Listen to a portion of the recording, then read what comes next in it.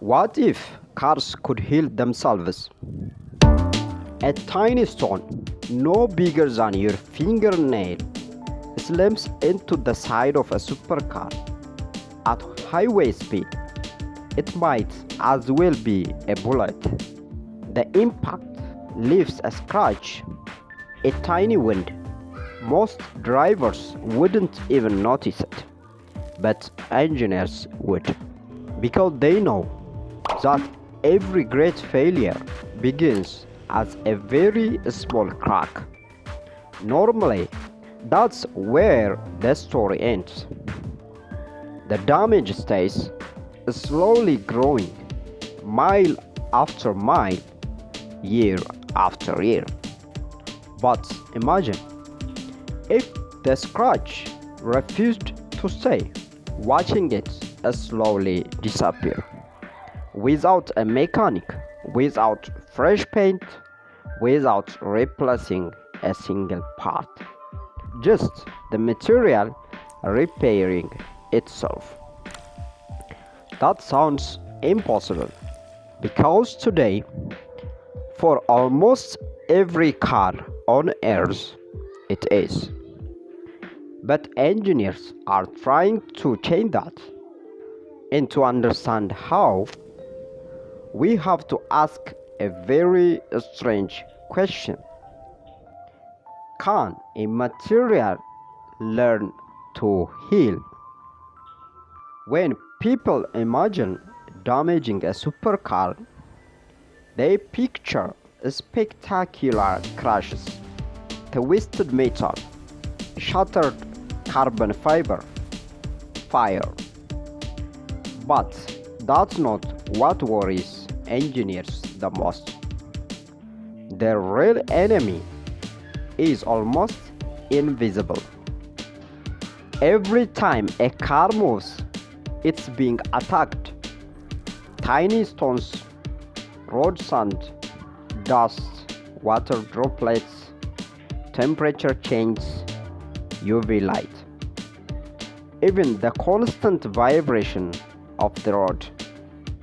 Each one leaves behind something microscopic, a tiny scratch, a tiny crack, too small to notice, but not too small to matter. Because materials don't usually fail all at once.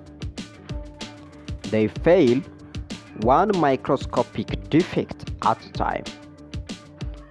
That tiny crack becomes a larger crack. The larger crack becomes structural damage.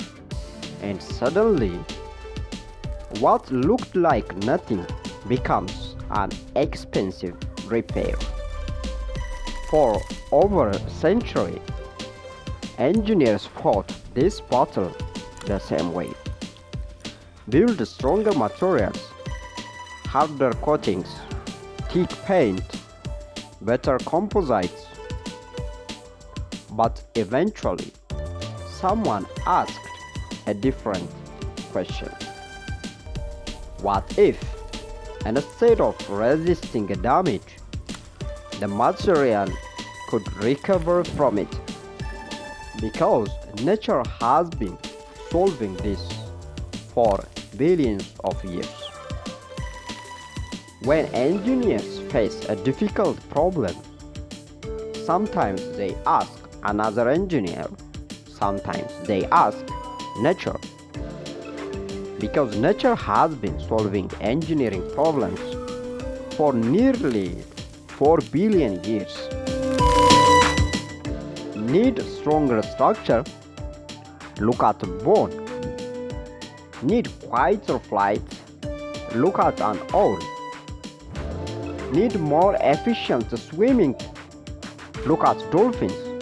Need better aerodynamics? Look at birds. But what if you need something that repairs itself? You already carry the answer. Your skin. Cut your finger. Within seconds, your body begins responding. Blood rushes toward the wound. a clot forms. New cells begin replacing damaged tissue. Days later, the cut has almost disappeared. Nature doesn't simply survive damage, it recovers from it.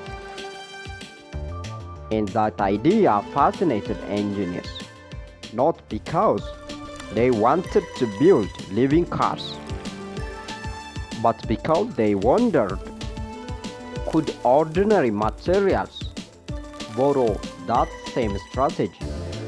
At first, the idea sounds impossible. Plastic isn't alive. Paint has no brain. Carbon fiber doesn't know it's broken. So, how could any of them heal? The answer is surprisingly clever. Imagine building a brick wall. Now imagine hiding thousands of tiny glue bottles inside the bricks. You never see them, you never touch them. But the moment the wall cracks, those tiny bottles break. Glue spills into the crack. The wall repairs itself. That's essentially what engineers created inside certain polymers. They embedded microscopic capsules. Each one contains a liquid healing agent. Most of the time, those capsules do absolutely nothing. They simply wait. The instant a crack reaches them, they rupture. Liquid flows into the damaged area, where it meets another chemical called a catalyst. Together, they begin creating a brand new polymer chain. The crack doesn't disappear by magic. It disappears because chemistry quietly rebuilds what was broken. The material isn't alive, but for a brief moment, it behaves almost like it is. But engineers were not satisfied. They asked another question. What happens after all the tiny capsules are used? A capsule can only break once. After that, its healing agent is gone. So researchers looked back at nature.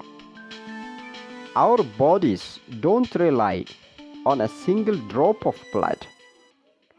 We have blood vessels, a continuous network delivering fresh repair materials wherever they are needed. Could materials do the same? The answer became microvascular self-healing system.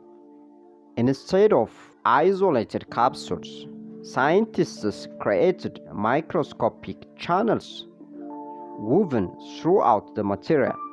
Think of them as a tiny artificial veins. When damage occurs, healing liquid flows through those channels toward the crack.